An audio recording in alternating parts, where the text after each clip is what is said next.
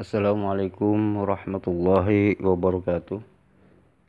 Assalatu wassalamu ala asrafil anbiya'i wal mursalin Sayyidina Muhammadin wa ala alihi wa sahbihi ajma'in. Amma ba'du.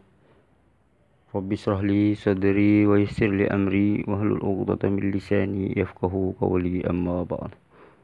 Para sahabat sekalian, kali ini saya berdialog dengan seorang pendeta yang bernama David Salim. Selamat menyaksikan.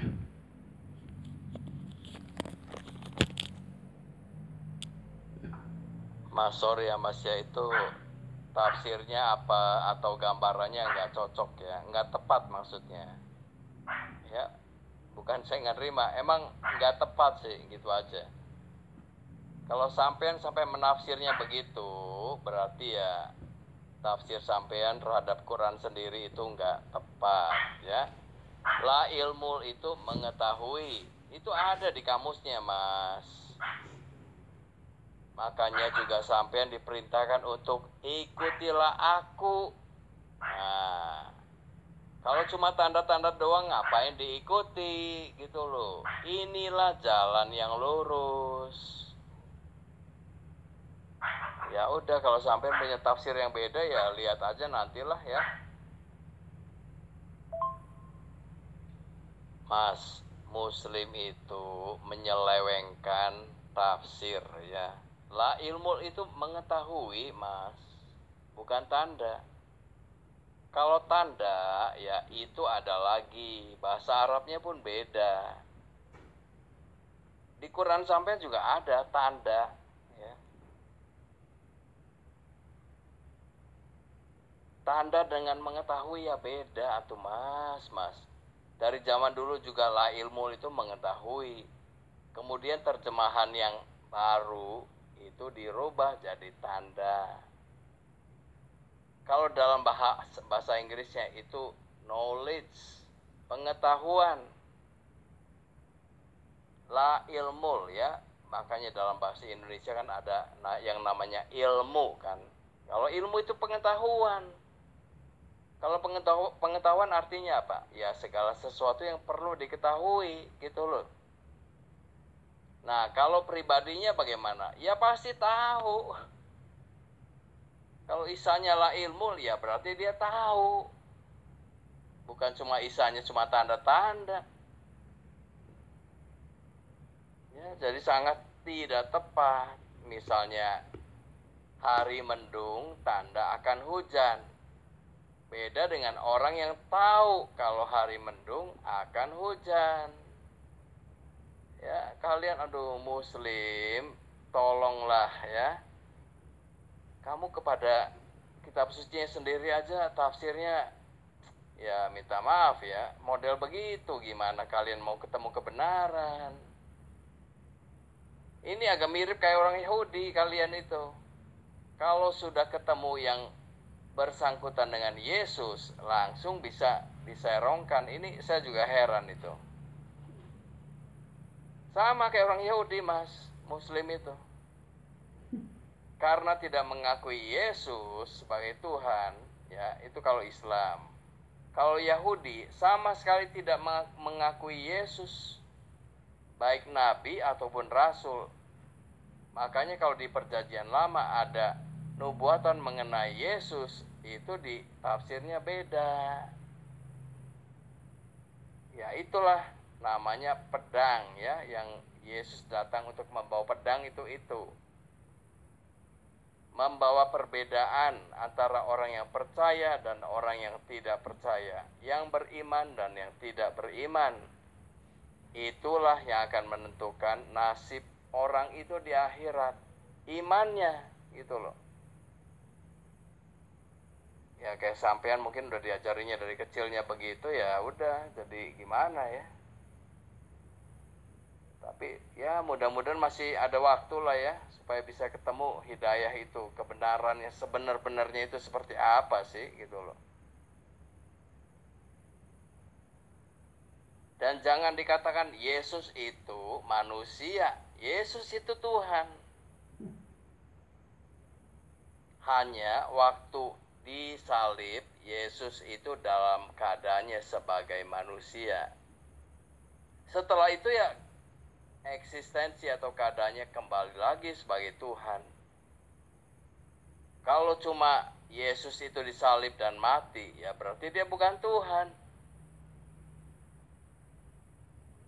Ya, kebangkitannya atau hidup laginya itu menandakan bahwa Yesus itu tidak hanya manusia, tapi dia juga Tuhan. Sudah selesai tugasnya itu, yaitu penebusan dosa manusia.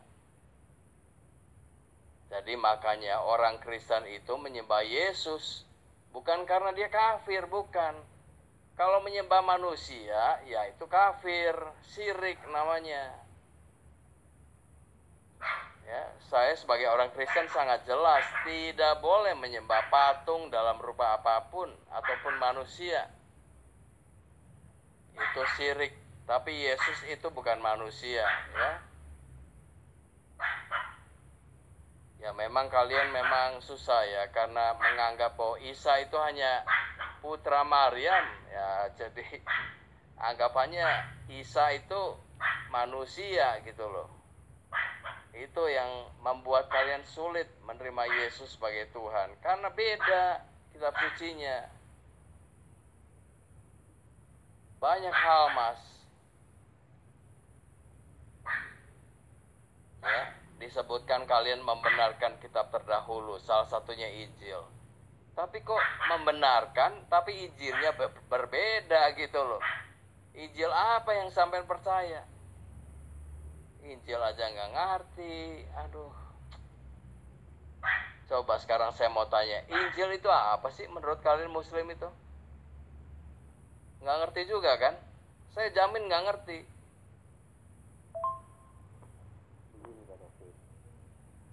Anda mengatakan Yesus itu adalah Sang Firman. Firman itu yang Firman itu yang menjadi manusia. Dan Anda juga mengatakan Firman itu adalah Sang Pencipta itu. Kan begitu. Padahal konteksnya ketika kita berbicara firman, firman itu adalah sebuah kalam Tuhan, kalam Allah gitu. Artinya bukan pencipta, yang mempunyai firman itu adalah pemiliknya adalah Allah gitu.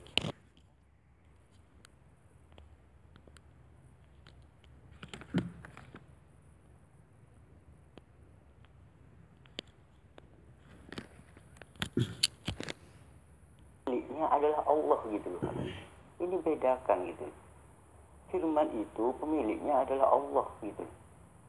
Maka walaupun dikatakan Sang Firman, dia itu tetap pemiliknya itu adalah Allah gitu loh.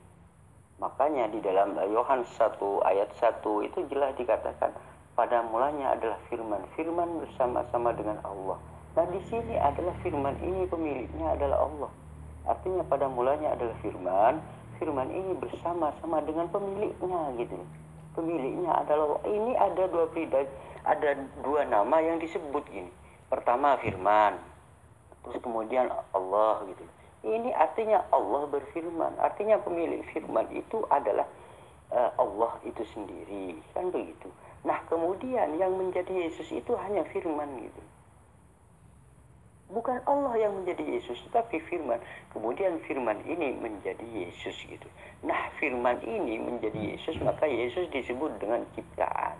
Ketika firman menjadi kitab suci, maka kitab suci ini ciptaan gitu.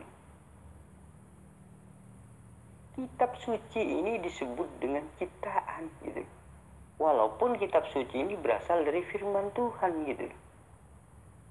Sama Yesus berasal dari firman Tuhan, maka Yesus disebut ciptaan. Kitab suci ini yang disebut buku kitab sucinya ini adalah ciptaan. Walaupun kitab suci ini berasal dari firman gitu.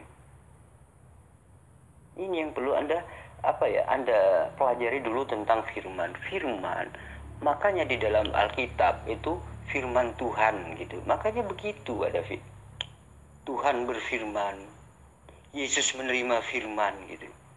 Itu semua adalah membuktikan bahwa Yesus sendiri adalah hanya menerima firman, bukan firman itu sendiri. Karena firman menjadi Yesus, artinya Yesus ini ciptaan. Karena Yesus ini ciptaan, maka kemudian Yesus ini menerima firman gitu loh Pak David. Yesus menerima firman. Nah ini sebenarnya sudah clear sebenarnya. Kalau Pak David menggunakan logika atau akal yang sehat gitu. Karena Yesus menerima firman berarti dia itu bukan Tuhan. Tuhan itu adalah yang berfirman, sedangkan Yesus hanya menerima firman gitu. Ini sebenarnya sudah titiknya itu sudah ketemu sebenarnya bahwa Yesus ini tidak bantah disebut sebagai Tuhan karena menerima firman. Apa yang Bapak sampaikan kepada saya, apa yang Bapak firmankan kepadaku telah aku sampaikan kepada mereka. Semua firman yang Bapak sampaikan kepadaku telah aku sampaikan kepada mereka. Nah, di sini Yesus ini hanya menerima firman. Kemudian firman itu disampaikan oleh Yesus kepada murid-muridnya gitu loh. Itu sebenarnya di sini sudah jelas gitu loh. Sudah jelas Yesus hanyalah menerima firman. Nah, berhubung dogma mengatakan Yesus ini Tuhan, inilah yang mempersulit semua. Dogma inilah yang mempersulit gitu loh Pak David. Berhubung tidak sesuai dengan apa yang tertulis di dalam kitab Anda sendiri, maka dogma inilah yang membuat Anda kesulitan untuk memahami gitu. Sebenarnya sudah jelas di dalam Alkitab itu sendiri bahwa Yesus menerima firman Tuhan. Yesus itu menerima firman dari Tuhan. Kemudian Yesus mengajarkan sembahlah Allah, sembahlah Allah yang esa, hanya kepada Dia saja kamu berbakti. Artinya Yesus ini menerima firman dari Allah gitu loh. Menurut Bible Anda sendiri. Nah, ketika ada dogma Yesus harus dianggap Tuhan. Nah, inilah yang mempersulit pemahaman Anda gitu. Ketika ada sesuatu yang tidak cocok dengan logika, maka itu harus didoktrin, harus didogma gitu loh. Itulah yang mempersulit sebenarnya. Sebenarnya mudah saja memahami gitu.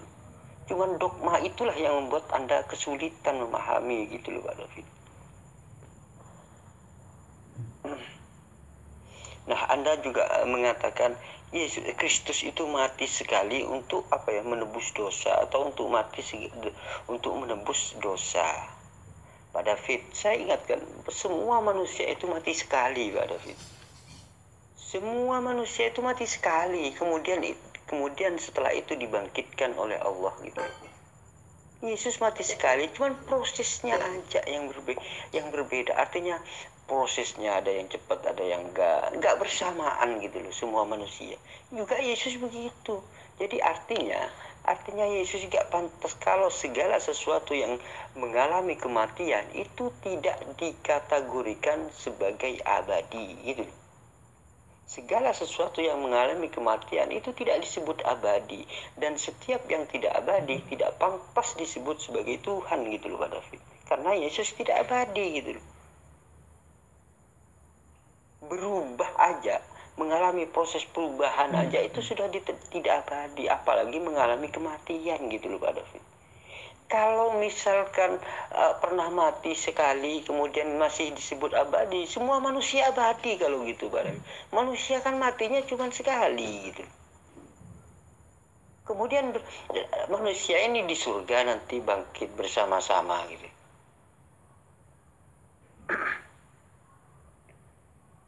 Bersama-sama nanti di surga.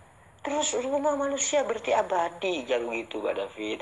Disinilah ketidakpahaman tentang kalimat abadi itu seperti apa gitu. Maka segala sesuatu yang tidak abadi ini tidak pantas disebut sebagai Tuhan gitu loh Pak David. Pak David, Anda juga sempat berkata begini, ketika Yesus ini menjadi manusia, kealahannya itu terpisah gitu. Artinya ketika ketika lahir, kealahannya itu sudah tidak ada, berarti terpisah dari Yesus. Kan gitu, Anda mengatakan. ketika terlahir, Yesus ini berarti 100% manusia, kealahannya tidak ada sama sekali, kan begitu. Ketika jadi manusia. Nah, di sini sebenarnya sudah jelas bahwa Yesus ini bukan siapa-siapa, bukan Tuhan. Berarti manusia 100%, jangan dianggap sebagai Tuhan karena terpisah. Saya pun juga terpisah, mulai lahir ini terpisah gitu loh Pak David. Semua manusia terpisah, bukan Tuhan gitu loh. Terpisah dari Tuhan, artinya dua pribadi yang berbeda antara Tuhan dan manusia. Nah, ketika manusia dicampur adukkan dengan Tuhan, maka disinilah yang membutuhkan dogma bagaimana caranya untuk membunuh akal sehat tersebut. Itu loh. Dogma inilah bagaimana cara mencari celah-celah supaya logikanya tidak sampai berpikir ke situ. Disitulah kemudian disusupi oleh sebuah dogma gitu. Dogma inilah yang mempersulitnya gitu sebenarnya gitu. Seandainya transparan, artinya apa sesuai dengan yang tertulis di dalam Bible Anda, kalau Yesus tidak pernah mengakui Tuhan, jangan pernah diakui sebagai Tuhan, itu sebenarnya mudah untuk memahami gitu loh Pak David. Mudah sekali gitu. Berhubung Anda ini didogma sedemikian rupa, apapun yang terjadi, Yesus harus diakui sebagai Tuhan dengan berbagai macam dogma. Nah, inilah yang mempersulit Anda ini untuk memahami gitu loh Pak David. Sudah jelas Yesus ini manusia dan terpisah dengan Tuhan, masih saja dituhankan. Bagaimana caranya untuk membuat dogma agar Yesus ini diakui tetap sebagai Tuhan? Inilah yang mempersulit Anda gitu.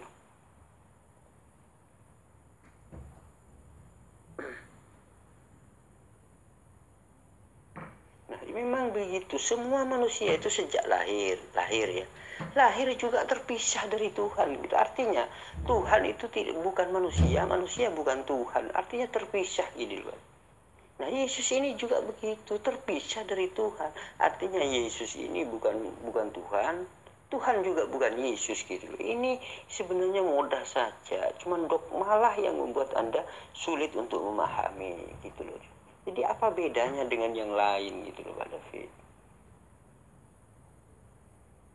Contoh kalau Anda mengatakan begini misalkan, misalkan Yesus itu dapat mengampuni dosa segala macam gitu. Anda mengatakan itu bukti ketuhanannya, dapat menyembuhkan menyembuhkan orang sakit, itu ketuhanannya. Ini ketuhanannya katanya. Berarti ngumpul dong gitu. Katanya terpisah saat jadi manusia. Kok sekarang tiba-tiba itu ketuhanannya gimana? Atau apa kadang-kadang Tuhan, kadang-kadang bukan gitu loh Yesus itu. Nah, kalau cuman berdasarkan di dunia ini tidak ada keajaiban seperti itu. Setiap manusia itu berbeda-beda Pak David. Keahlian atau keahlian atau keistimewaan manusia, setiap manusia itu memang berbeda-beda gitu loh Pak David. Memang berbeda-beda. Saya dan Anda pun juga berbeda. Contoh gini, saya ini misalkan bisa, anggaplah gini, saya ini bisa membuat pesawat gitu loh. Anda gak bisa membuat pesawat gitu loh. Kan seperti itu, memang beda-beda keadaannya Pak David gitu. Memang semuanya itu berbeda-beda. Keperbedaan itu bukan berarti dia itu Tuhan gitu loh. Karena apa? Karena Tuhan itu pasti abadi dan Yesus ternyata tidak abadi, maka setiap yang tidak abadi itu pasti bukan Tuhan gitu loh Pak David.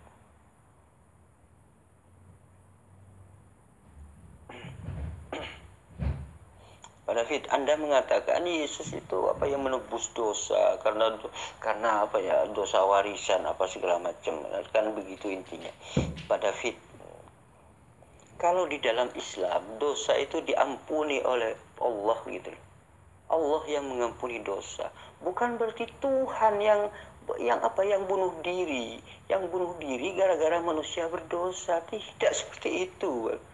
Artinya Tuhan itu datang bunuh diri di dunia. Kan Tuhan yang merencanakan kematiannya berarti kalau gitu. Nah ini sebenarnya apa ya, Tuhan datang ke dunia untuk bunuh diri. Ini sebenarnya merencanakan kematiannya sendiri tetapi melibatkan manusia. Tuhan ini merencanakan kematiannya sendiri tetapi melibatkan manusia. Nah, ternyata orang yang dilibatkan itu dianggap apa ya? Dianggap berdosa juga karena membunuh Tuhan gitu. Dianggap orang jahat. Ini sebenarnya kesalahan Yesus itu sendiri yang mempunyai rencana ingin mati di dunia, ingin menebus dosa gitu. Yesus punya rencana ingin menembus dosa tetapi melibatkan orang-orang Yahudi dan orang-orang Romawi. Kan gitu. Nah, karena keinginan Yesus inilah penyebab dari orang Romawi itu membunuh Yesus. Orang Yahudi ini membunuh Yesus karena dari keinginan Yesus ini gitu. Nah, ini sebenarnya semakin parah gitu. Artinya Yesus ini hanya menciptakan dosa baru yang lebih parah daripada Adam gitu. Artinya dosa yang Yesus lakukan itu lebih parah daripada Adam. Karena apa? Sebandingkan Adam memakan makanan yang dilarang oleh Tuhan. Ini bukan membunuh, bukan apa ya, cuman melanggar perintah Tuhan, yaitu makan makanan yang tidak boleh dimakan. Ini sudah sama orang Kristen sudah dicap sebagai dosa yang tidak bisa diampuni kecuali membunuh Tuhan gitu. Nah, bagaimana dengan Yesus yang merencanakan sebuah pembunuhan ini gitu? Nah, Yesus dikatakan disalib, ini kan rencana Yesus ingin menebus dosa. Sehingga Yesus ini merencanakan sebuah pembunuhan terhadap dirinya sendiri dan melibatkan orang-orang lain. Ternyata yang dilibatkan oleh Yesus ini adalah apa ya? Dia itu dianggap jahat gitu. Ini kan aneh. Yesus sendiri yang merencanakannya, yang menubuatkan, ternyata orang yang terlibat di situ dianggap jahat. Ini adalah kesalahan Yesus itu sendiri. Maka Yesus tidak pantas disebut sebagai Tuhan gitu loh Pak David. Kalau di dalam Islam dosa ini adalah diampuni.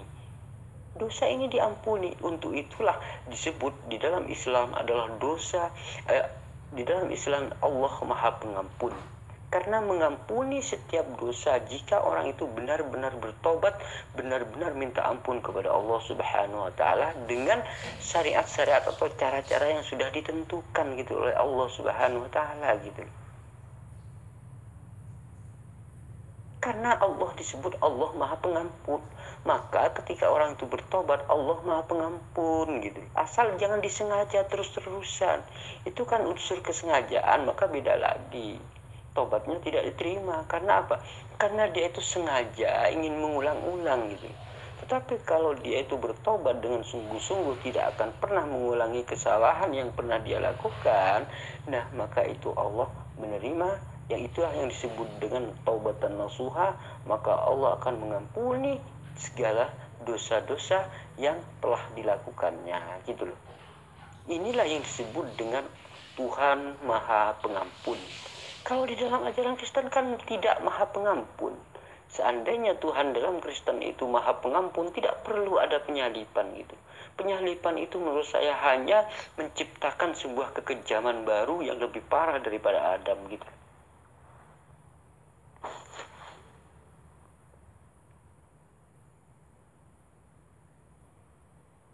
Nah, Anda juga mengatakan begini, Yesus ini kan ketika jadi manusia, kealahannya ini terpisah. Terpisahnya ini gara-gara dosa, gitu loh.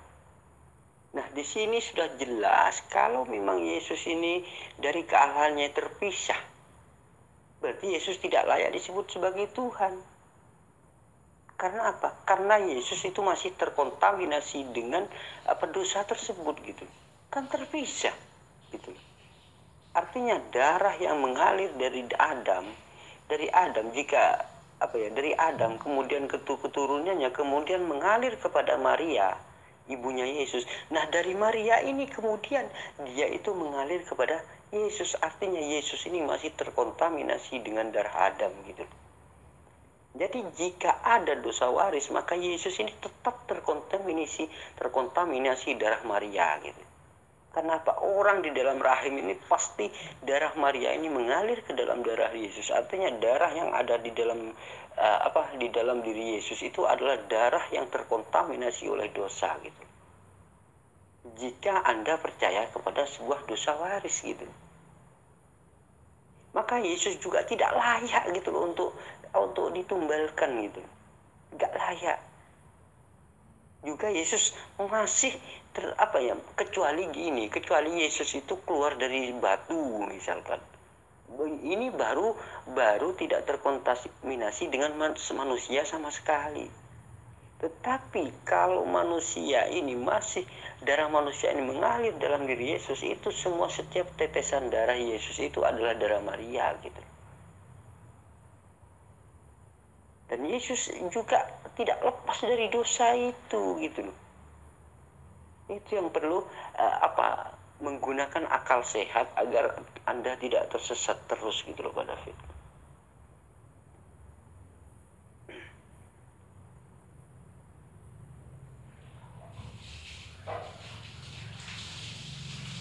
Nah, kalau memang Yesus ini masih terkontaminasi dengan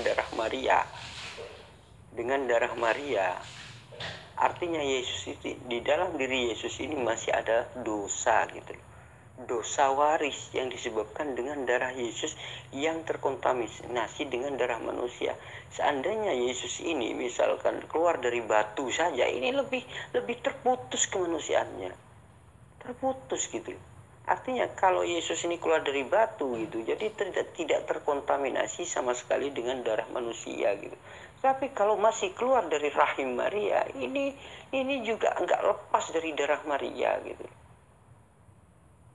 Darah Maria itulah yang mengalir kepada diri Yesus gitu. Jadi Yesus ini sebenarnya tidak pantas disebut sebagai Tuhan gitu. Artinya konsep penebusan dosa di sini hanyalah menurut saya itu cuman isapan jempol aja sebenarnya. Nggak ada artinya sama sekali gitu. Nah, mending ini kalau mau ditumbalkan itu sebenarnya mending Melkisedek gitu. Kalau saya pernah Melkisedek atau siapa ya, lupa saya. Ya mungkin Melkisedek ya. Melkisedek ini adalah bukan lahir dari manusia, tidak punya bapak, tidak punya ibu begitu. Dia itu tiba-tiba ada Melkisedek gitu. Nah, ini lebih pantas daripada Yesus gitu loh. Karena apa? Karena tidak punya hubungan darah dengan siapapun gitu. Ini yang perlu Bapak David juga pikirkan gitu.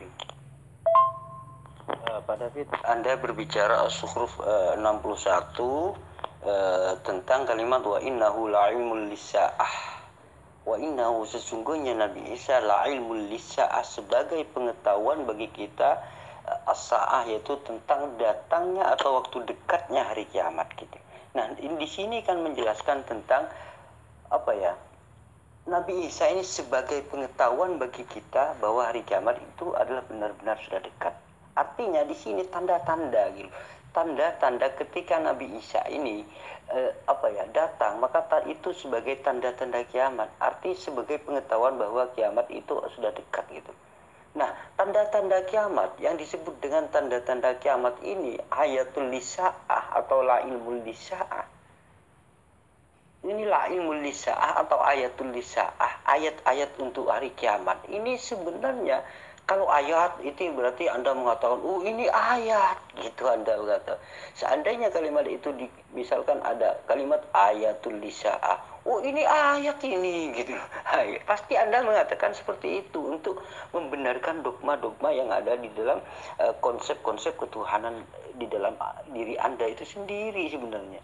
Nah, berhubung di sini kalimatnya la ilmu sebagai pengetahuan, Nabi Isa ini hanya sebagai pengetahuan di hari kiamat. Artinya Nabi Isa, ketika Nabi Isa ini datang, maka hari kiamat itu benar-benar dekat. Nah, Anda mengatakan di sini adalah ilmu. Ilmu itu tahu. Nah, begini Pak David.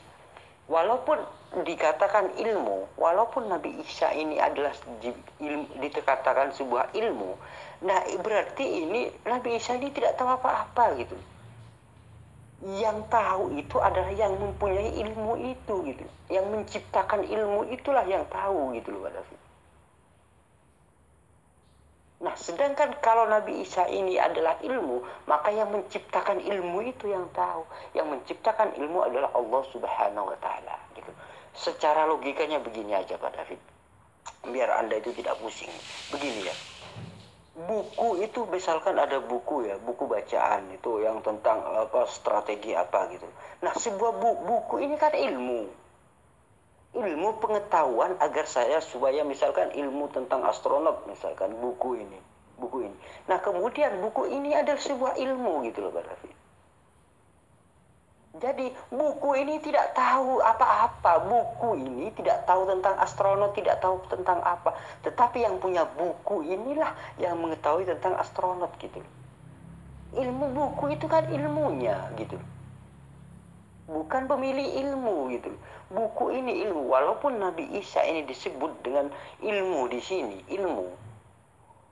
Sama aja Nabi Isa itu seperti buku itu. Buku itu adalah sebuah ilmu. Ketika saya baca dan saya tahu bahwa buku ini adalah mengantar saya untuk mengetahui astronot gitu. Nah, buku itu sendiri tidak tahu seperti apa astronot itu. Malah saya lebih hebat dari buku itu gitu. Artinya, buku itu saya baca kemudian saya bisa tahu astronot, sedangkan bukunya tidak tahu apa-apa, tetap menjadi buku gitu. Seperti itulah gitu. Nah, di sini juga la ilmul lisan. Walaupun Nabi Isa ini disebut ilmu di sini, nah bukan berarti Nabi Isa ini tahu tentang kiamat gitu.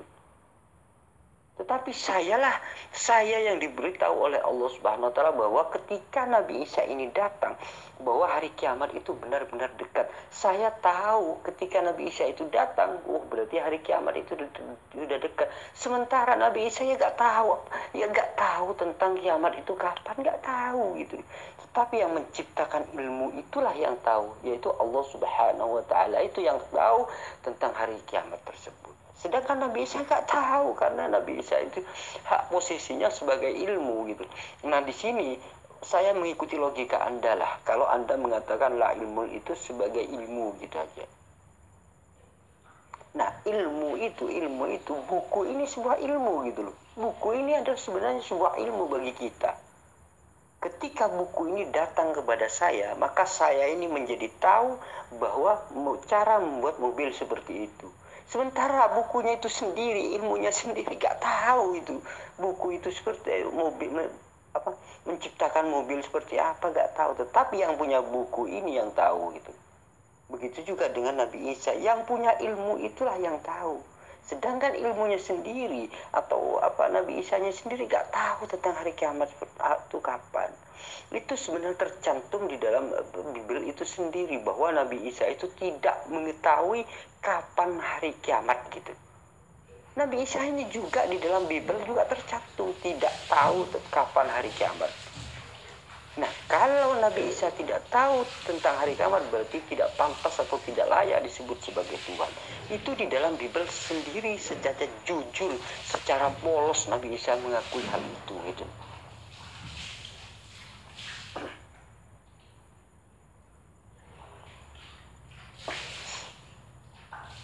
Dah Anda mengatakan berbicara tentang kedatangan Nabi Isa yang kedua kalinya sebagai la ilmul lisaah atau tanda-tanda hari kiamat itu sudah dekat. Anggaplah sebagai pengetahuan bagi kita bahwa hari kiamat itu benar-benar dekat. Artinya kalau Nabi Isa itu turun, hari kiamat itu sudah benar-benar sudah dekat. Kan begitu. Nah, Nabi Isa ini sebenarnya itu sama dengan sebuah tanda-tanda kiamat. Sebenarnya kalau bicara tentang tanda-tanda kiamat itu banyak. Ketika gunung pun dijadikan tanda-tanda kiamat. Ketika gunung itu gersang kemudian menjadi hijau, itu gunung yang gersang kemudian menjadi hijau itu adalah sebuah tanda-tanda hari kiamat gitu. Tanda-tanda hari, apakah gunung itu tahu tentang hari kiamat? Ya tidak. Gunung itu gak tahu apa-apa gitu. Cuman gunung itu sebagai tanda-tanda aja gitu. Nah, tanda-tanda yang disebut dengan tanda-tanda kiamat itu banyak di dalam hadis-hadis Nabi itu, di dalam hadis penjelasan Nabi Muhammad SAW tentang tanda-tanda kiamat itu banyak, bukan hanya Nabi Isa gitu loh. Tetapi banyak sekali tanda-tanda kiamat yang diajarkan oleh Nabi Muhammad SAW. Termasuk salah satunya adalah Nabi Isa alaihissalam ini sebagai tanda-tanda hari akan datangnya hari kiamat. Gitu. Nah, Nabi Isa ini bukan datang di hari kiamat loh. Tapi Nabi Isa ini datang sebelum kiamat. Artinya Nabi Isa ini bukan datang di hari kiamatnya, tetapi datangnya itu sebagai tanda-tanda hari kiamat akan datang gitu loh. Artinya sudah dekat gitu. Nah, kedatangan Nabi Isa ini itu datang sebelum kiamat. Maka setelah Nabi Isa ini datang, kiamat itu sudah dekat. Bahkan dalam Islam dijelaskan umurnya setelah itu cuma 40 tahun lamanya Nabi Isa ini berjuang. Berjuangnya ini adalah bersama-sama dengan orang Islam gitu. Nah, kalau Anda mengatakan, dan di situ dikatakan di akhir zaman. Di akhir zaman ini Nabi Isa ini mematahkan salib dan membunuh babi. Nah, ini yang lucu katanya Anda kan begitu. Ini yang aneh gitu. Sebenarnya tidak ada yang aneh jika Anda itu menggunakan logika atau pikiran yang sehat gitu. Yang disebut mematahkan salib di sini adalah mematahkan argumen-argumen orang yang mengatakan Nabi Isa ini sebagai Tuhan gitu. Artinya orang seperti Anda ini kan mengatakan Nabi Isa itu atau Yesus itu Tuhan, disalib menebus dosa, dia itu Tuhan, kan begitu Anda mengatakan. Nah, inilah yang dipatahkan oleh Yesus itu sendiri. Artinya orang yang menyebut Yesus sebagai Tuhan ditolak oleh Yesus sendiri. Maka di dalam Islam disebut dengan mematahkan salib gitu. Nah, di dalam Bible sebenarnya ini sudah dijelaskan gitu. Di dalam Matius 7 ayat yang ke berapa ya? Yang ke 21 sampai 23 di situ dijelaskan. Walaupun secara masih secara samar-samar, di situ sebenarnya Yesus itu menolak dengan sebuah tanda-tanda, dengan sebuah isyarat gitu. Tetapi nanti setelah di hari terakhir, nah ini sinkron sebenarnya. Yesus ini berarti akan datang lagi di hari terakhir. Dia itu akan menolak orang yang memanggilnya sebagai Tuhan gitu. Gini Pak David, ketika Pak David mengatakan yang percaya Yesus pasti masuk surga gitu, Pak David mengatakan begitu. Maka di dalam Bible Yesus yang sendiri yang menolak. Hei Pak David, bukan setiap orang yang menyeru kepadaku Tuhan, Tuhan, Tuhan itu yang masuk kerajaan surga. Nah, di situ itu Yesus sendiri yang menolak, walaupun masih secara belum terang-terangan gitu, masih secara secara melupai kode-kode atau secara samar gitu. Nah, nanti setelah di hari terakhir ini, setelah kedatangan kedua kalinya inilah Yesus akan menolak dengan berterus terang, yaitu nyahlah kamu dari hadapanku, kamu sekalian pembuat kejahatan. Artinya sehebat apapun orang yang memanggil Yesus Tuhan, walaupun dia itu mampu bermukjizat, mampu bernubuat, mampu mengusir setan demi nama Yesus, Yesus tetap akan menolak orang itu gitu. Karena memanggil Yesus sebagai Tuhan dianggap sebuah kejahatan gitu. Itu yang tertera di dalam Matius 7 ayat yang ke-21 sampai ke-23 tersebut gitu loh. Itu menurut versi Bible kan begitu. Nah, dalam versi Islam disebut hal-hal seperti itu, disebut mematahkan salib. Nah, artinya mematahkan argumen orang yang memanggil Nabi Isa itu sebagai Tuhan. Maka Nabi Isa sendiri yang turun, yang akan bertanggung jawab, yang akan menolak orang-orang yang memanggilnya sebagai Tuhan. Itulah nanti di hari kiamat gitu loh Pak David. Terus kemudian di situ membunuh babi kan begitu. Nah, membunuh babi di sini bukan berarti Nabi Isa itu mencari babi ke hutan-hutan dibunuh, tidak. Tetapi Nabi Isa ini yaitu melaksanakan syariat Islam, yaitu melarang semua manusia memakan babi dan berjuang bersama-sama dengan umat Islam di situ gitu loh. Itulah artinya yang disebut membunuh babi, itu melarang manusia untuk mengkonsumsi babi gitu loh. Saking maraknya orang makan babi sehingga dia itu tidak mengindahkan larangan Tuhan, maka Yesus datang juga selain mematahkan salib juga mematahkan babi. Karena apa? Karena salib dan babi ini sebenarnya orang yang memakan babi, doyan memakan babi misalkan gitu ya, dia itu di dalam Kristen itu tidak dilarang gitu. makan babi ini dalam ajaran Kristen itu tidak artinya kedua kalimat ini ada hubungannya. Makanya di sini dikatakan mematahkan salib dan membunuh babi gitu. Ini pasti ada hubungannya dengan dengan Anda gitu loh Pak David. Kenapa? Karena di sini seakan-akan ini kan melanggar perintah Yesus sendiri. Yesus juga melarang mengkonsumsi babi, tidak boleh makan babi, dilarang di dalam Bible Anda sendiri. Entahlah tiba-tiba kok diganti dengan babi hutan apa segala macam. Babi hutan dilarang, kalau babi biasa gak apa-apa. Nah kok tiba-tiba begini ayatnya kok jadi berubah gitu. Nah di sini sebenarnya sudah membuktikan bahwa Yesus ini sebenarnya ada. Kalau di dalam versi hadis ini ada keterkaitan pelanggaran. Dia itu selain dari melanggar dari perintah Yesus bahwa Yesus itu bukan Tuhan, dia juga melanggar perintah Yesus yang melarang mengakan babi. Nah ini seakan-akan ada keterkaitan antara babi dan melanggar perintah makan babi dan menuhankan Yesus ini gitu, selalu bersama. Dan di dalam hadis itu juga di ini bersamaan atau dalam hadis yang satu gitu. Nah ini sebenarnya ada keterkaitan yang erat gitu loh.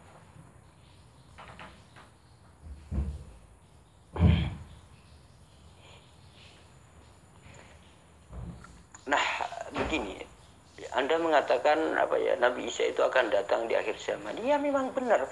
Di dalam Al-Qur'an begini ya. Di dalam Al-Qur'an itu selalu dikonfirmasi kepada Nabi, apakah kamu yang mengajarkan bahwa dirimu itu Tuhan gitu.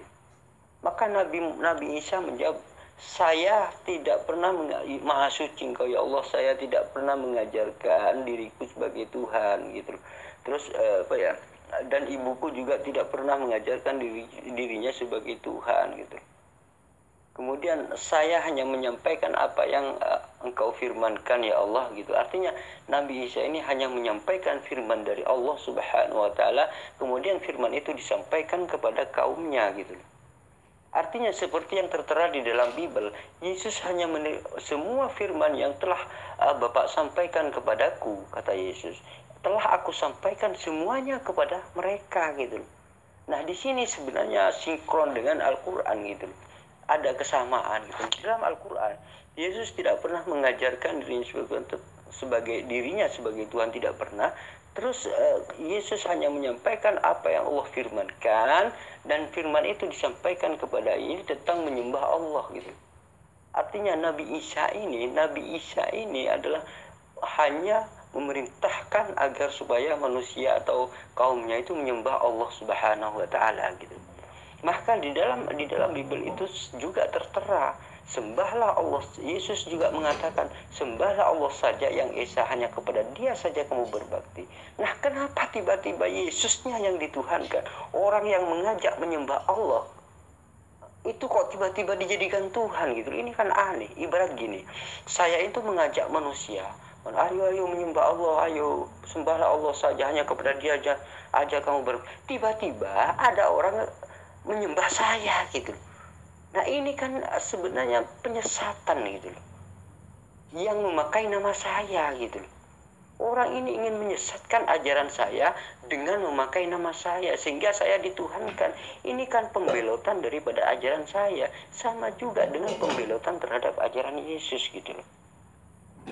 Nah di sini di akhir zaman ini kan akan datang, dan Anda mengatakan di akhir zaman datang sebagai hakim. Ya memang benar. Karena apa? Nabi Isa ini nanti akan menghakimi orang-orang yang mengatakan, yang menuhankan gitu. Orang akan menghakimi orang yang menuhankan dirinya. Artinya dia itu akan menghakimi orang-orang kafir gitu. Dan dia berjuang bersama-sama dengan umat Islam. Karena memang Nabi Isa ini kan begini, Nabi Isa sendiri yang akan menolaknya gitu. Karena Nabi Isa ini dituhankan oleh orang yang oleh orang yang salah, maka Nabi Isa sendiri yang diperintahkan oleh Allah untuk menolak orang tersebut gitu. Nah, jika berhala yang dituhankan, maka berhala itu sendiri yang akan melempar nanti gitu. Jika orang itu menuhankan Fir'aun, maka Fir'aun sendiri yang akan menolak. Sama Fir'aunnya juga ini saling menyalahkan gitu. Akhirnya sama-sama dijebloskan ke neraka. Di sini bedanya. Jadi apa yang dia sembah itu tidak akan bisa menolong orang tersebut. Artinya akan menolak nanti gitu loh. Semuanya akan menolak gitu. Itu yang perlu Anda ketahui gitu. Nah, kenapa Yesus yang diturunkan oleh Allah Subhanahu wa taala? Kenapa Nabi Isa yang diturunkan oleh Allah Subhanahu wa taala? Karena orang ini menuhankan Nabi Isa gitu. Maka Nabi Isa sendiri yang harus biar mengkonfirmasi tersebut. Anggaplah biar orang itu kapok gitu. Anggaplah gitu secara kasarnya, biar kapok ditolak oleh Nabi Isa itu sendiri gitu. Sebenarnya sinkron di dalam seperti yang saya tadi sebutkan tadi di dalam Matius 7 ayat yang ke-21 sampai 23 itu. Di situ Yesus sendiri yang akan menolak orang-orang yang memanggilnya sebagai Tuhan gitu. Ya biar kapok orang yang menuhankan Yesus gitu. Itu yang perlu Anda ibarat gini ya, saya logikakan aja biar paham gitu loh. Ibarat gini ya, ada seseorang misalkan, anggaplah saya ini raja kemudian gitu. Saya ini raja, kemudian Anda dan teman Anda ini Anda ini mengatakan, wah teman saya itu adalah jenderal gitu. Teman saya, apakah dia pernah mengaku dirinya sebagai jenderal? Kan tidak pernah. Tetapi Anda ke teman Anda itu mengatakan dia itu jenderal saya, kan begitu. Tetapi dia sendiri tidak pernah mengkonfirmasi bahwa dia itu jenderal. Ternyata saya ini punya jenderal itu memang beda gitu loh Pak David. Berhubung Anda ini ngotot bahwa teman Anda itu jenderal terus gitu loh. Saya sebagai raja maka menengahi hal itu. Oh begini aja. Temannya Pak David, kamu datang ke Pak David aja. Gimana maka dia teman Anda sendiri yang menolak Anda gitu loh Pak David. Teman Anda mengatakan ke teman Anda dia itu jenderal kan begitu. Maka saya memerintahkan kepada teman Anda, udah gini aja. Karena Anda dinasihati oleh orang lain. Oh bukan Pak David, itu bukan teman Anda itu bukan jenderal. Anda ngotot aja bahwa dengan berbagai macam alasan Anda mengatakan teman Anda ini jenderal. Oh tidak ngaku-ngaku Anda ini gitu loh. Pokoknya teman saya itu jenderal gitu. Terus ada orang lain menasihati Anda, bukan Pak David, itu bukan jenderal gitu loh. Sementara Anda yang ngotot terus mengatakan teman Anda itu jenderal. Karena berhubungan hal-hal semacam itu, pelik semacam itu, Anda ngotot tidak mau mengikuti nasihat dari orang lain. Kemudian saya memerintahkan kepada teman Anda, temannya Pak David, datang Pak David itu. Ayo kamu datang Pak David gitu. Kemudian setelah dia itu datang diberitakan oleh saya, ternyata teman Anda itu menolak Anda gitu loh Pak. Bukan Pak David, kurang ajar kamu ini, saya bukan jenderal gitu. Nah itu teman Anda yang menolak Anda sendiri, sehingga Anda ini merasa malu gitu loh Pak David. Ngotot karena Anda dinasihati orang lain tidak mau, dinasihati ini tidak mau, sehingga Anda ngotot bahwa teman Anda itu jenderal. Nah setelah saya perintahkan, coba kamu datang Pak David, kasih tahu Pak David itu gitu loh. Saya perintahkan gitu. Maka kemudian teman Anda datang kepada Anda menasihati Anda, bahkan menolak Anda terang-terangan gitu loh. Karena teman Anda itu diperintah oleh raja, oleh saya gitu loh Pak David. Walaupun dia itu ayo ngaku kamu, ayo bilang ke Pak David gitu. Akhirnya teman Anda itu mengaku dan teman Anda itu bersama-sama dengan orang yang menasihati Anda gitu loh Pak David. Artinya datang kepada Anda bersama-sama dengan orang yang telah menasihati Anda. Gitu loh. Kemudian mengaku, Pak David, kurang ajar kamu mengaku saya sebagai, saya nggak pernah mengaku jenderal gitu loh. Saya nggak pernah mengaku jenderal Pak David. Kenapa Anda saya sebut jenderal gitu? kemudian Anda ini ditolak gitu loh oleh teman Anda sendiri. Seperti itulah kedatangan Yesus. Anda berarti dihakimi oleh teman Anda sendiri, kan begitu Pak David. Anda ini dihakimi orang yang Anda agung-agungkan, orang yang Anda agungkan ternyata apa? Ternyata menolak Anda sendiri gitu loh. Itulah yang disebut menghakimi Anda gitu loh. Ini begitulah Nabi Isa. Nabi Isa ini juga menghakimi orang-orang kafir, menghakimi orang-orang yang mengatakan Nabi Isa ini sebagai Tuhan. Karena di sini disebut dengan mematahkan salib dan membunuh babi, gitu loh Pak David. Seperti itulah gitu loh logikanya gitu loh Pak David. Artinya Yesus ini nanti akan datang dan menolak orang-orang yang memanggilnya sebagai Tuhan gitu loh. Orang yang memanggil Yesus sebagai Tuhan itu Yesus sendiri yang akan menolak di hari terakhir gitu. Nah, di hari yang disebut dengan hari terakhir ini yang menjelang hari kiamat. Di dalam Islam disebut dengan la ilmul lisa sebagai tanda-tanda datangnya hari kiamat, bahwa hari kiamat itu sudah dekat. Maka di dalam versi Bible disebut di hari terakhir Yesus akan datang gitu dan menolak orang-orang yang memanggilnya sebagai Tuhan. Itulah di dalam versi Bible-nya gitu loh Pak David.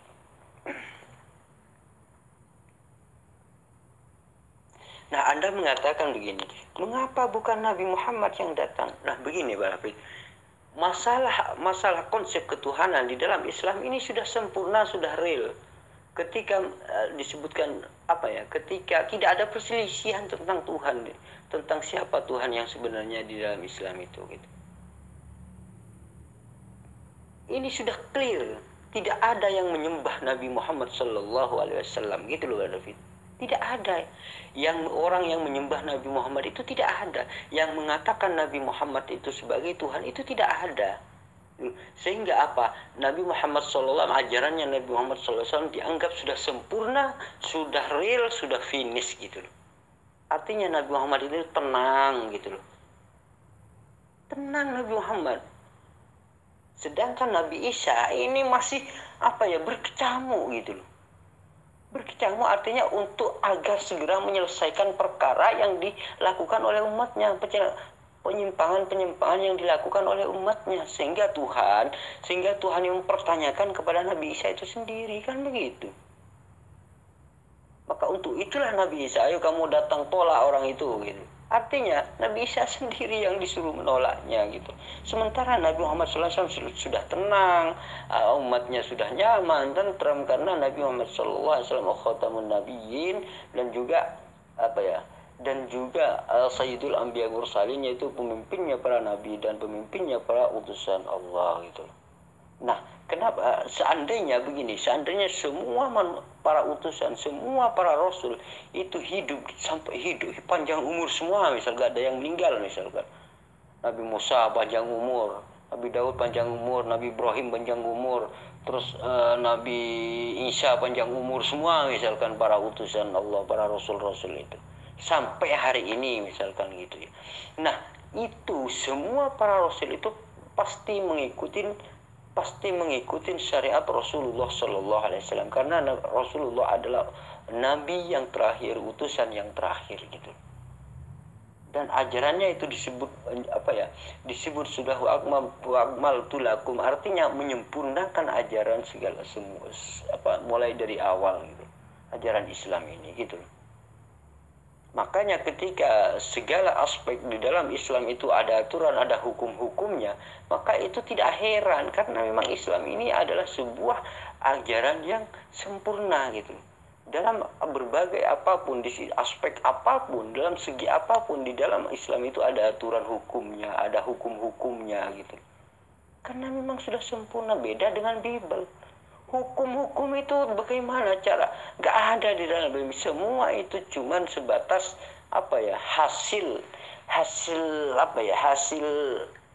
hasil gereja gitu aja.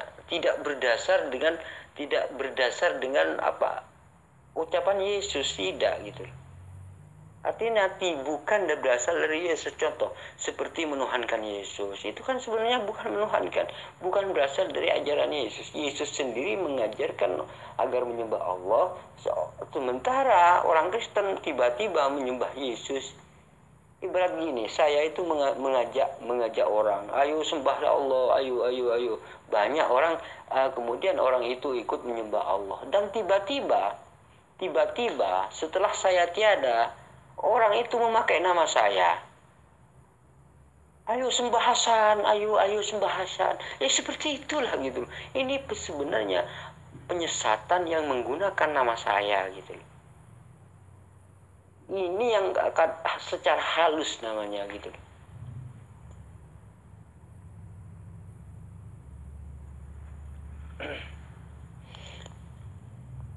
Pak David, Anda mengatakan begini, Nabi Isa itu kan belum meninggal. Iya memang, Nabi Isa itu memang panjang umur. Allah memberikan panjang umur kepada Nabi Isa gitu. Nah, orang yang panjang umur itu bukan berarti abadi, Pak David. Coba Anda bayangkan, sekarang ini orang itu, anggaplah umur anak itu lahir, umur sehari meninggal. Terus misalkan saya nanti umur 65 tahun atau 70 tahun gitu, meninggal. Terus Nabi Adam misalkan umur 1000 tahun atau 900 tahun gitu, meninggal. Ini semua tidak bedanya, cuman beda waktu aja, Pak David. Mau sehari, mau umur sehari, mau umur 60 tahun, mau umur 1000 tahun, semuanya tidak ada yang kekal karena akan mati semua itu. Dan mengalami kematian itu satu kali gitu loh, Pak David. Satu kali gitu. Adam pun meninggal satu kali. Yesus, kalau Anda mengatakan Yesus meninggal atau Yesus mati juga satu kali gitu. Cuman berbeda waktu aja. Tetapi kalau Nabi Isa ini panjang umur gitu. Artinya baik itu umur 1 juta tahun, 1000 tahun, umurnya 1 hari itu sama-sama tidak kekal gitu. Cuman beda dia itu panjang umur dan ada yang pendek umur gitu aja, bedanya di situ sebenarnya. Tidak ada yang kekal karena mengalami perubahan semua gitu. Segala sesuatu yang berubah tidak pantas disebut sebagai Tuhan, dan Yesus itu berubah gitu. Dan Nabi Isa itu mengalami sebuah perubahan, maka Nabi Isa atau Yesus tidak pantas disebut sebagai Tuhan gitu.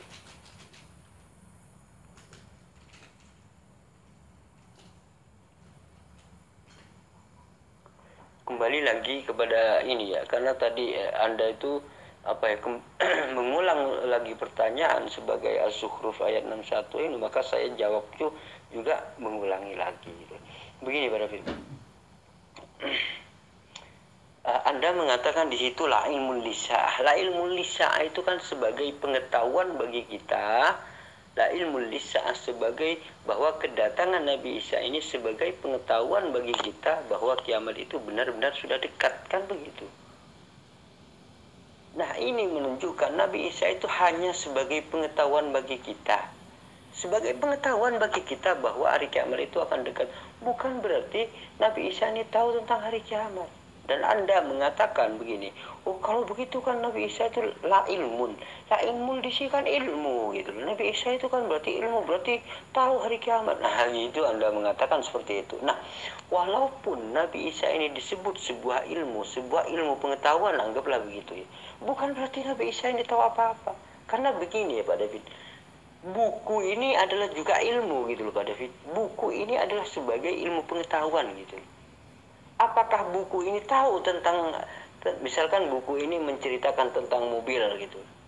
Buku ini adalah sebagai ilmu pengetahuan gitu loh Pak. Bukan berarti buku ini tahu tentang mobil, tidak gitu loh Pak. Walaupun buku ini ilmu, tetapi buku ini tidak tahu mobil gitu. Begitu juga Nabi Isa, walaupun Nabi Isa ini sebagai la ilmu, tapi di sini Nabi Isa tidak tahu tentang hari kiamat gitu. Walaupun Anda mengatakan la ilmu ini Nabi Isa itu ilmu gitu. Nah bukan, tetapi yang mengetahui itu adalah yang mempunyai ilmu tersebut gitu loh. Nah persoalannya di sini siapa yang punya ilmu? Nah di sini kan dikatakan Nabi Isa itu sebagai la ilmun. Artinya kalau Anda mengemaknai dengan ilmu, Nabi Isa ini sebagai ilmu, anggaplah sebagai ilmu. Bukan yang berilmu, bukan loh. Tapi Nabi Isa-nya ini sebagai ilmu gitu. Nah, kalau Nabi Isa-nya sebagai ilmu, maka saya gali. Nah, kemudian saya yang tahu, kan begitu. Sementara Nabi Isa-nya sendiri nggak tahu tentang kiamat gitu. Sebagaimana buku ini adalah sebagai ilmu. Buku ini kan sebagai ilmu. Kemudian setelah saya gali buku tersebut, maka saya mengetahui tentang mobil. Sementara bukunya sendiri tidak tahu tentang mobil gitu. Padahal buku ini ilmu gitu. Nah, disinilah walaupun bagaimanapun Anda membelotkan Al-Quran, Al-Quran ini tetap akan tidak bisa Anda belotkan gitu loh padahal makna sesungguhnya di situ adalah la ilmul sebagai wa innahu la ilmul wa innahu sesungguhnya Nabi Isa la ilmul sebagai pengetahuan bagi kita lisaah, yaitu kedatangan atau datangnya hari kiamat gitu. Artinya kedatangan Nabi Isa ini hanya sebagai pengetahuan bagi kita bahwa hari kiamat itu benar-benar dekat. Itulah maksud daripada kalimat wa innahu la'ilmul lisaah gitu loh Pak David. Kenapa para ulama ada yang menafsirkan itu sebagai tanda-tanda? Karena memang itu tanda-tanda makna yang terkandung di dalam kalimat wa innahu la'ilmul lisaah itu sebenarnya memang tanda-tanda gitu. Yang disebut dengan la ilmu, bahkan di dalam penjelasannya itu seperti ini, ayatul lisa'a itu sama gitu loh konteksnya. Kalimat la ilmu lisa'a wa innahu la ilmu lisa'a dengan ayatul lisa'a itu sama gitu, sebagai tanda-tanda kiamat gitu loh, sama gitu loh, gak ada bedanya gitu loh Pak David. Coba Anda pelajari bahasa Arab dulu, dalam bahasa Arab, maka Anda akan tahu maksud daripada kalimat itu gitu. Kalau Anda hanya umat terjemahan, ya mungkin memang sulit ya, memang sulit. Memang saya sarankan, saya memaklumi Anda. Anda ini kan memang nggak tahu ya, nggak tahu tentang bahasa Arab, dan Anda ini tidak tahu maksud daripada la ilmul lisa'a seperti apa gitu. Jadi saya maklumi Anda karena memang Anda benar-benar nggak tahu tentang apa itu wa innahu la'ilmul lisa'a gitu. Makanya Anda ini sedikit kurang paham tentang kalimat ini. Tetapi kalau ada orang yang paham bahasa Arab, dia itu pasti tahu maksud daripada kalimat wa innahu la'ilmul lisa'a ini gitu.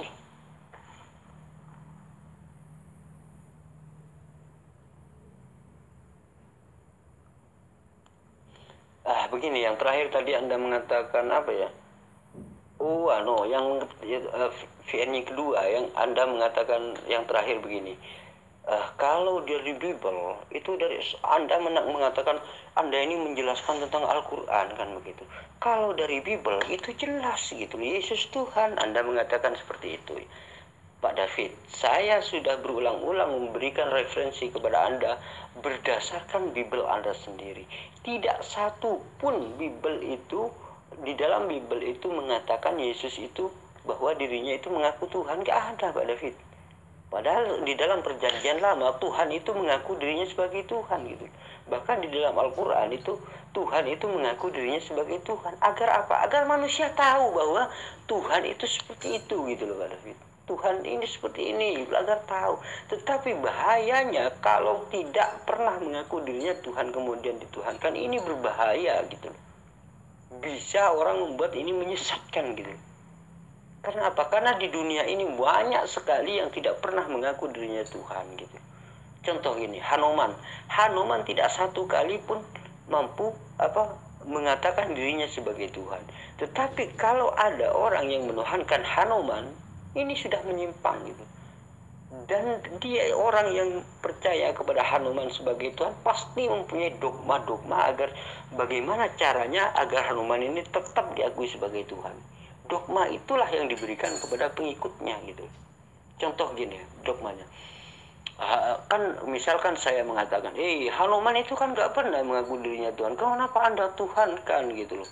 Pak, dia itu pasti mendogmanya seperti ini. Coba Anda lihat, Hanuman itu mampu memindahkan gunung.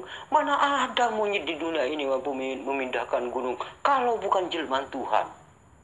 Seperti itulah dogmanya yang ditancapkan kepada pengikutnya gitu, bahwa agar supaya Hanuman itu dianggap sebagai Tuhan gitu. Coba Anda lihat, Hanuman itu mampu memindahkan gunung gitu. Mana ada monyet yang mampu memindahkan gunung kalau bukan jelmaan Tuhan. Nah, seperti itulah cara atau dogma-dogma untuk apa ya, untuk mendogma pengikutnya gitu loh. Itu kalau Hanuman yang dianggap sebagai Tuhan gitu. Di dogma seperti itulah caranya gitu loh. Nah, dogma itulah yang membuat Pak David ini tidak sadar-sadar gitu loh. Karena berat pada sebuah dogma tersebut gitu loh. Padahal itu hanya dogma, bukan ajaran Yesus. Itu hanya dogma, mengatakan Yesus sebagai Tuhan itu hanya dogma, bukan ajaran Yesus gitu. Dan Anda, Pak David, berat terhadap dogma-dogma tersebut gitu.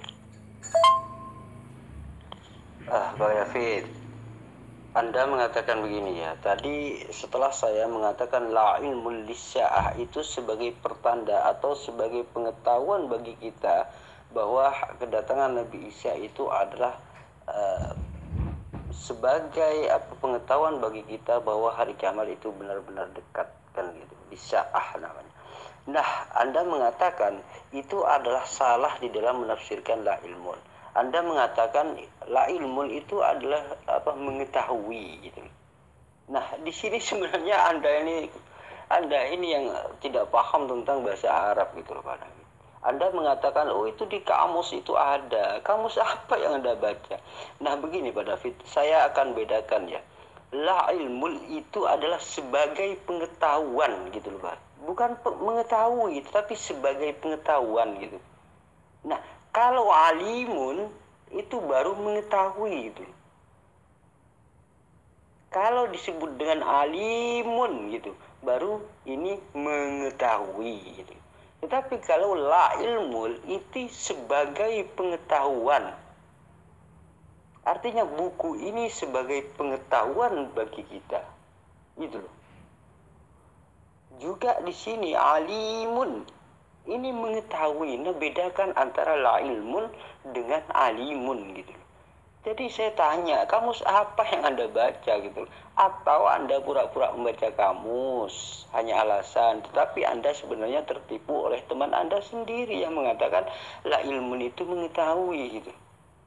Kalau orang yang paham bahasa Arab, dia itu tentu tahu apa itu perbedaan antara la ilmun dengan alimun gitu. Ini bedakan Pak David. Kalau alimun itu mengetahui, misalkan alimun, saya ini misalkan anta ta'lam, Anda mengetahui kan begitu. Itu baru dikatakan anta ta'lam atau Anda mengetahui. Tetapi kalau ada la ilmun, ini sebagai pengetahuan gitu. Artinya posisi posisi Nabi Isa ini hanya sebagai pengetahuan saja sebenarnya gitu. Nabi Isa sendiri ya tidak mengetahui karena dia itu sebagai pengetahuan gitu. Ibarat buku-buku ini kan sebagai pengetahuan buku ini. Maka buku ini tidak tahu tentang mobil. Tetapi orang yang melihat atau orang yang melihat buku ini, maka dia itu tahu tentang mobil gitu. Buku sendiri gak tahu tentang mobil itu apa gitu. Bukunya sendiri gitu. Dan Anda mengatakan menyelewengkan tafsir gitu. Nah sebenarnya Anda sendiri yang tidak paham tentang kalimat bahasa Arab tersebut gitu. Karena apa? Karena dikatakan di situ bedakan antara la ilmu dengan alimun gitu. Kalau alimun itu mengetahui, tetapi kalau la ilmun itu tanda-tanda sama sebagai pengetahuan. Ibarat gini ya.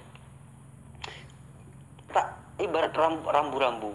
Artinya rambu-rambu itu sebagai tanda-tanda bahwa jalan itu akan belok. Kita yang melihat rambu-rambu, kita ini tahu bahwa jalan itu akan belok.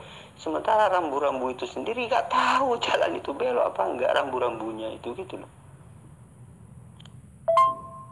Begini Pak David. Terus Anda mengatakan seperti di dalam Bible itu dikatakan aku datang bukan membawa damai melainkan pedang gitu. Dan Anda mengatakan, oh itu iman apa segala macam. Anda di sini sudah jelas kedatangan Yesus itu bukan membawa damai melainkan pedang gitu. Artinya Yesus itu akan melawan siapapun yang menentangnya gitu loh. Bukan membawa damai gitu.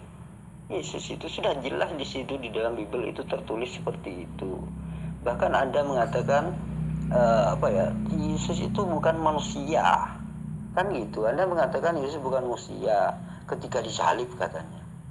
Ini sebenarnya sudah menunjukkan perbedaan penjelasan Anda antara yang sekarang dengan yang tadi gitu. Yang tadi Anda mengatakan ketika jadi manusia itu berbeda, artinya pisah Tuhannya dengan Yesus gitu. Artinya ini pisah posisinya gitu. Nah sekarang Anda ketika disalib aja katanya yang bukan Tuhan. Ini kan gimana gitu loh. Ini kok berbeda-beda, itu menunjukkan bahwa Anda ini berdasarkan asumsi gitu, berdasarkan prasangka saja gitu. Nah segala sesuatu yang berdasarkan prasangka itu tidak akan mencapai kebenaran. Yang disebut di dalam Islam itu dikatakan inna dhannah la yuni milahak. Sesungguhnya persangkaan itu tidak akan mencapai kepada sebuah kebenaran gitu. Karena Anda tidak berdasarkan ilmu tetapi hanya berdasarkan persangkaan semata gitu. Nah, Anda juga menyebutkan begini Pak David, Islam itu percaya kepada kitab suci yang 4, termasuk ada Taurat, Injil, dan Zabur, dan Al-Quran gitu. Ini memang benar. Umat Islam itu memang percaya kepada 4 kitab tersebut gitu loh. Tetapi bukan yang Anda pegang sekarang gitu loh. Bedakan. Itu kan Bible, punya Anda itu Bible gitu loh. Bukan Injil yang Nabi Isa bawa, bukan. Karena apa? Di situ di dalam kitab Anda ini ada perkataan Paulus, ada pengalaman pribadi Paulus. Injil gak ada itunya. Paulus itu siapa gitu loh. Paulus itu bukan siapa-siapa gitu loh.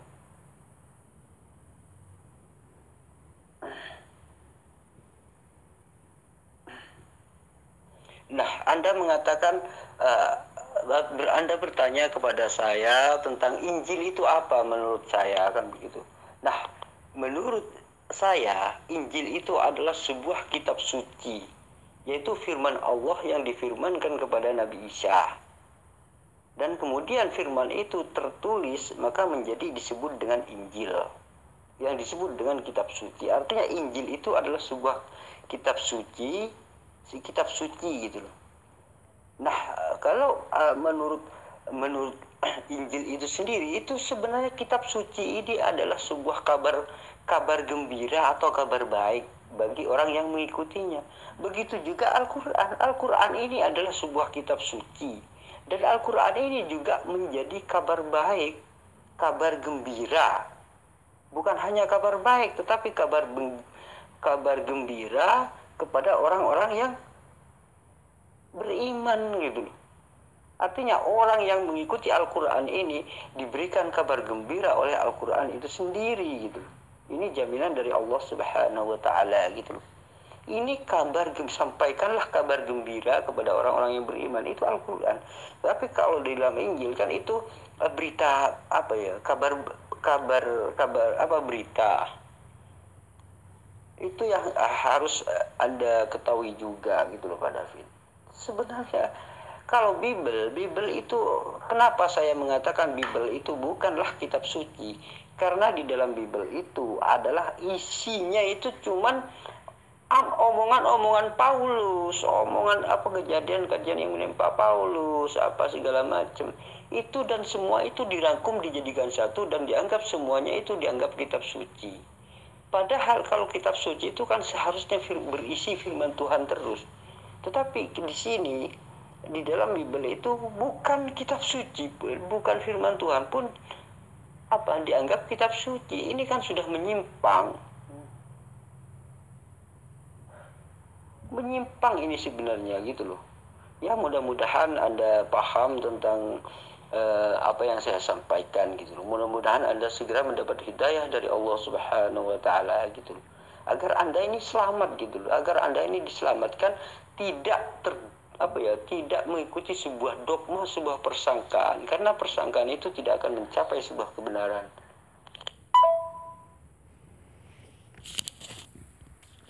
Ya, begitulah dialog saya dengan Bapak Pendeta David Salim. Mudah-mudahan hal ini menjadi manfaat bagi Anda sekalian. Dan dukung terus channel ini, dan mudah-mudahan ya Anda yang mendukung mendapat hidayah dari Allah Subhanahu wa taala dan mendapat kemudahan urusannya dan diberikan kesuksesan dunia fid dini wad dunya wal akhirah. Amin amin ya rabbal alamin. Assalamualaikum warahmatullahi wabarakatuh.